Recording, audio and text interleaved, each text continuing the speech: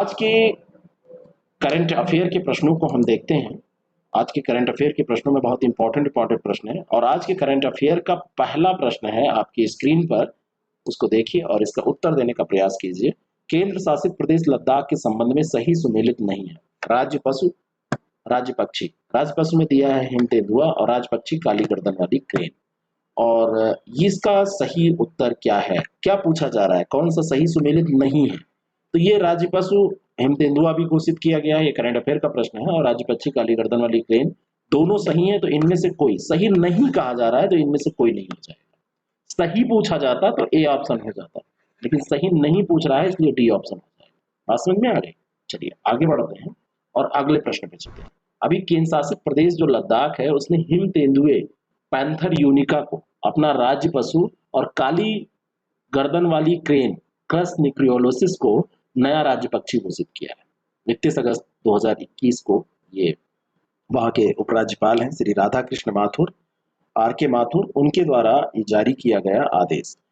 2019 में जम्मू कश्मीर और लद्दाख को अलग अलग प्रशासनिक विभागों में विभाजित किया गया था और उसमें तत्कालीन जो जम्मू और कश्मीर राज्य है उसमें काली गर्दन वाली क्रेन और कश्मीरी हिरण क्रमशः राज्य पक्षी और पशु थे। ये ध्यान रखिएगा। पहले अगर पूछा जाए कश्मीर के थे कौन थे, तो काली गर्दन वाली क्रेन और कश्मीरी हिरण राज्य पक्षी था, काली गर्दन वाली क्रेन और कश्मीरी हिरण ये पशु था। लेकिन लद्दाख जो है ये अलग हुआ है, तो इसने अब अपना बनाया है और लद्दाख ने राज्य पशु घोषित किया है हिमतोंदियों को और काली गर्दन वाली क्रेन को ये पक्षी बना दिया है राज्य पक्षी।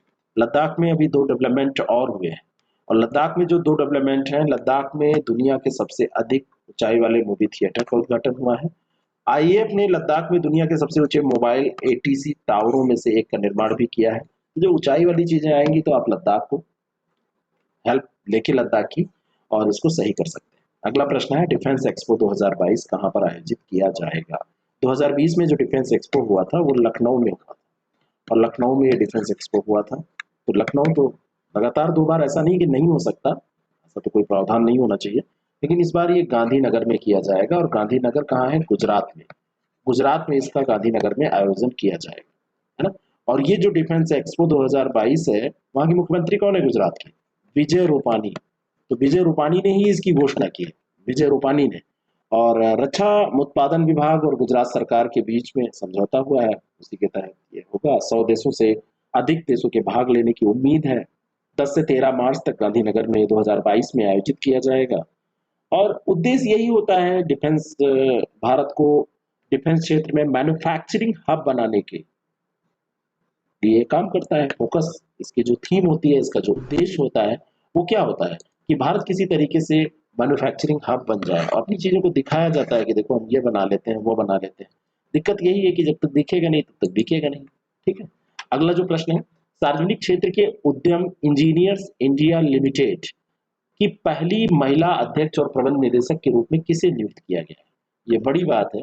इंजीनियर्स इंडिया लिमिटेड कोई नई संस्था नहीं है। 1988 में 1965 में इसकी स्थापना हुई थी। 1965 में, 1988 में तो जिनको बनाया गया वो शामिल हुई थी वर्तिका शुक्ला। वर्तिका शुक्ला 1988 में इसमें शामिल हुई थी और ये आईआईटीएन है, भारतीय प्रौद्योगिकी संस्थान कानपुर से, आईआईटी कानपुर से इनके पास स्नातक की डिग्री है। और इनको अभी बना दिया गया है इसका महिला मतलब अध्यक्ष और प्रबंध निदेशक, और ये पहली महिला है ऐसे ओहदे पर पहुंचने वाली इसमें। ठीक है। ये इंपॉर्टेंट है आपके लिए, ये प्रश्न पूछा जा सकता है और महिलाओं को इनसे प्रेरणा लेनी चाहिए, पुरुषों को भी लेनी चाहिए। ऐसा नहीं है, आपकी भी माँ है, बहन है, आपकी भी घर में महिलाएं होती हैं, आपकी जो फ्रेंड्स होंगी, तो वो उन सबको सपोर्ट करना चाहिए, साथ देना चाहिए। ऐसा नहीं है कि सब काम आप अकेले कर सकते हैं। ठीक है, सबका योगदान होता है। अगला जो प्रश्न है पैरा ओलंपिक 2020 में, पैरा ओलंपिक 2020 में भारत के स्टार तीरंदाज हरविंदर सिंह ने पुरुषों के व्यक्तिगत रिकर्व ओपन में कौन सा पदक जीता है। कौन सा पदक जीता है ये आपसे पूछा जा रहा है। और ये पदक इन्होंने जीता है, ये सबसे पहले तो ध्यान रखिए ये तीरंदाज हैं। अगर इनका नाम आपसे पूछा जाएगा हरविंदर सिंह, इस बार ये कमाल दिखा रही है टीम। अभी तक के सर्वाधिक पदक ओलंपिक में ये लेके आ रही है, पैरा ओलंपिक जो हमारी टीम गई है। इन्होंने अभी कांस्य पदक जीता है। क्या जीता है, कांस्य पदक। सी ऑप्शन इसका बिल्कुल करेक्ट हो जाएगा। 31 साल के ये पैरा ओलंपिक में भाग लेने वाले हमारे भारत की तरफ से ये तीरंदाज हैं और पदक जीतने वाले पैरा ओलंपिक में ये पहले तीरंदाज बने। इसके बाद एक प्रश्न और अभी आएगा, उसमें और पदक हमने जीते हैं हमारे खिलाड़ियों ने। तो इनकी जीत के साथ आप उस समय आप देखेंगे तो 13 पदक आपको, मतलब आगे फिर ये देखिए, इसको अभी मत याद कीजिए क्योंकि ये आगे भी चीजें चेंज होती रहेंगी।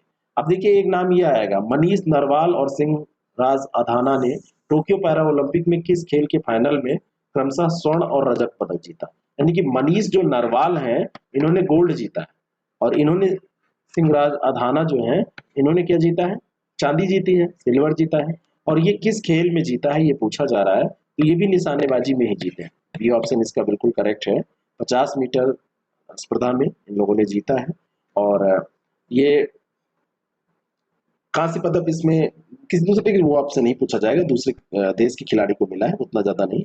अब इसको तो आप देखेंगे इनको इसको भी इंक्लूड कर लेंगे तो 15 पदक हो जाएंगे। खैर अभी ये सब मत ध्यान करिए क्योंकि ये लास्ट में डिस्कस करने वाली चीजें हैं, क्योंकि कोई दिमाग में बैठ गया तो लास्ट वाला भूल जाएगा। अभी तो चल ही रहा है, अब देखते हैं कितना फाइनल में जो फाइनल रिजल्ट आ जाएंगे तो उसको देख लेंगे।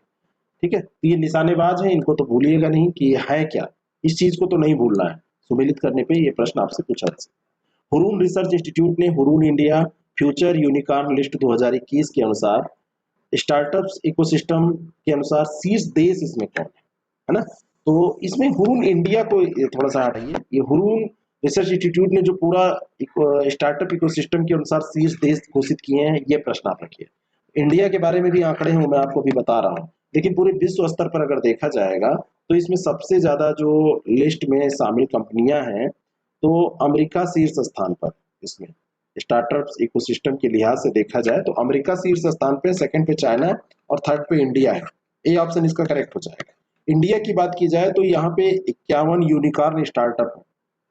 संयुक्त राज्य अमेरिका में देखेंगे 396, चाइना में आप देखेंगे तो यहाँ पर 277 है स्टार्टअप। ठीक है, अब भारत में देखेंगे तो बेंगलुरु शहर में आपको सबसे ज्यादा मिलेंगे, बेंगलुरु में 51 में से 31 वहीं पर आपको मिल जाएंगे। फिर आपको मुंबई में मिलेंगे, मुंबई में आपको लगभग क्या ये 12 मिल जाएंगे, बाकी शेष जो है वो इधर उधर मिलेंगे। तो लिस्ट अगर आपसे पूछी जाए तो इसमें लिस्ट के तौर पर अमेरिका, चीन और इंडिया को ध्यान रखना। भारत में पूछा जाए तो यहाँ पर आपको ध्यान रखना है कि बेंगलुरु में सबसे ज्यादा है। ठीक है, जिलिंगो 310 अमेरिकी डॉलर के वित्त पोषण के साथ भारत में इस रैंकिंग में शीर्ष यूनिकॉर्न स्टार्टअप है भारत में देखा जाए तो। ठीक है, जिलिंगो का मुख्यालय वैसे सिंगापुर में है और एक शहर में मुख्यालय वाले यूनिकॉर्न की संख्या के मामले में भारत में बेंगलुरु शीर्ष पर, यहाँ पर 31 है, ये ध्यान रखना है। अगला जो प्रश्न है, नेक्स्ट क्वेश्चन बताइए इसको। Times Higher Education World University Ranking 2022 में सूची में जो ये सूची जारी की गई तो इस सूची में ऑक्सफोर्ड विश्वविद्यालय को शीर्ष स्थान प्राप्त हुआ। Times Higher Education World University Ranking 2022 में इस सूची में जो ऑक्सफोर्ड है, ऑक्सफोर्ड यूनिवर्सिटी, तो इसको शीर्ष स्थान मिला है। भारत के किस संस्थान को सबसे अच्छी रैंक प्राप्त हुई? वो रैंक 300 से ऊपर है, 301 से 350 वाले कैटेगरी में ये आता है ना, जो ये बनाया गया है तो उसके अंतर्गत, उस ब्रैकेट के अंतर्गत ये आता है। लेकिन तब भी भारत में शीर्ष है IISc बैंगलोर।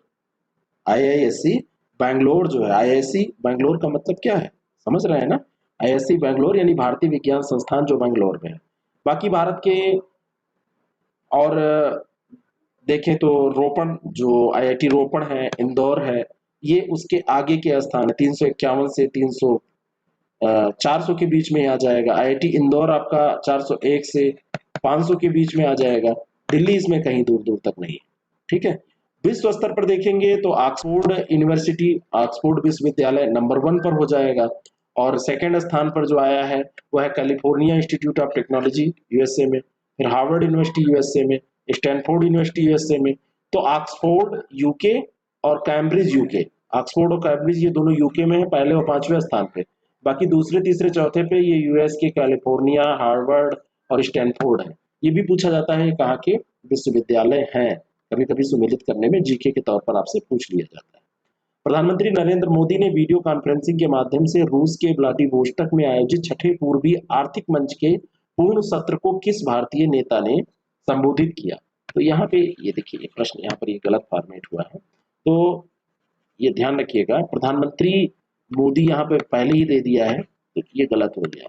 तो इसको जो संबोधित किया है, ये यही प्रश्न था। आपको उसमें पीडीएफ में इसको सही करके दिया जाएगा, 28 नंबर प्रश्न, और एक प्रश्न अभी थोड़ी सी गलती उसमें थी, उसको भी सही कर दिया जाएगा। मेनली यही इसी में गलती है। तो प्रधानमंत्री मोदी ने इसको क्या किया है, संबोधित किया है। आपसे पूछा जा सकता है, ये प्रश्न बनाया जा रहा था पहले कि ये कहां पर, तो ये व्लादिवोस्तोक में आयोजित हुआ था। कहां पर आयोजित हुआ था? ये व्लादिवोस्तोक में आयोजित हुआ था, ठीक है। और इसको नरेंद्र मोदी जी ने, हमारे जो प्रधानमंत्री हैं, उन्होंने संबोधित किया, ठीक है। और ये जो छठा पूर्वी आर्थिक मंच जो सम्मेलन ये हुआ है, तो ये पेट्रोलियम और प्राकृतिक गैस मंत्री हरदीप सिंह पुरी, प्रमुख भारतीय तेल और गैस कंपनियों के नेतृत्व में एक भारतीय प्रतिनिधिमंडल रूस में लेके गए हैं और वहां पर पार्टिसिपेट वो कर रहे हैं। बात समझ में आई? तो ये भी इंपॉर्टेंट है कि कौन वहां पे गया, लेकिन ये ज्यादा इंपॉर्टेंट यही है कि जो ये ईईएफ है, शिखर सम्मेलन 2021, इसमें इसको संबोधन किसने प्रदान किया, भारत के किस व्यक्ति ने? तो ये प्रधानमंत्री नरेंद्र मोदी। अगला जो प्रश्न है, अंतर्राष्ट्रीय मुद्रा कोष द्वारा भारत का विशेष आहरण अधिकार, स्पेशल ड्राइंग राइट्स, जिसको एसडीआर बोलते हैं, उसको बढ़ाकर लगभग कितना कर दिया गया? मैं आपको बताना चाहता हूं, अगर जीआईसी लेक्चरर का आप एग्जाम दे रहे हैं तो आप 6307281212 पर जीआईसी लिखकर भेजिए, तो आप टेस्ट सीरीज ज्वाइन कर सकते हैं। 1 सितंबर से 15 सितंबर तक ये चल रही है। जिसका जो भी टेस्ट अभी तक छूटा है वो भी मिल जाएगा, कोई चिंता की बात नहीं है। इसका हम आपको ऑनलाइन टेस्ट देते हैं। ऑनलाइन देने के बाद आप पीडीएफ पेपर का ले पाएंगे और पीडीएफ आप ले पाएंगे एक्सप्लेनेशन सहित। तो इसका लाभ उठाइए और अपने स्कोर को 40% जो जीएस पोर्शन के आएंगे उसको इंक्रीज करिए। तो ये बढ़ाकर कितना कर दिया गया है, 29 नंबर प्रश्न। तो ये लगभग 19 अरब डॉलर, 19 अरब डॉलर से ऊपर ही है, 19.41 अरब अमेरिकी डॉलर के बराबर ये हो गई है इस समय भारत की जो एसडीआर वैल्यू है, ठीक है। और ये किया किसने है? आईएमएफ ने किया है। आईएमएफ के बारे में और भी प्रश्न आपसे पूछे जा सकते हैं, जैसे आईएमएफ का मुख्यालय आपसे पूछा जाता है, तो आप बताइए कहाँ पर है? ये वाशिंगटन डीसी में पड़ता है, वाशिंगटन डीसी में ये पड़ता है आईएमएफ का मुख्यालय। अगर इसकी अध्यक्षा आपसे पूछ ली जाए, इसका अध्यक्ष कौन है, तो अध्यक्ष या प्रबंध निदेशक आईएमएफ की क्रिस्टीना जॉर्जिवा है। क्रिस्टीना जॉर्जिवा, लेगार्ड नहीं, जॉर्जिवा आपको ध्यान रखना है। और भारत की एक है गीता गोपीनाथ। गीता गोपीनाथ आईएमएफ में मुख्य आर्थिक अर्थशास्त्री हैं, मुख्य अर्थशास्त्री उनको बनाया गया था, नियुक्त किया गया था। तो ये गीता गोपीनाथ है, ये आईएमएफ के बारे में, ठीक है ना, ये ध्यान रखना है। ये अक्सर पूछ लिया जाता है आपसे जीके के तौर पर।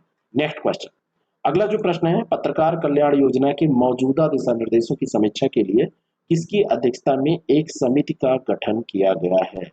ये समिति जो होगी, ये लाभ प्राप्त करने के लिए मान्यता प्राप्त और गैर मान्यता पर जो पत्रकार हैं उनके बीच जो भेदभाव या समानता होती है, उस पर, उन पहलुओं पर गौर करेगी।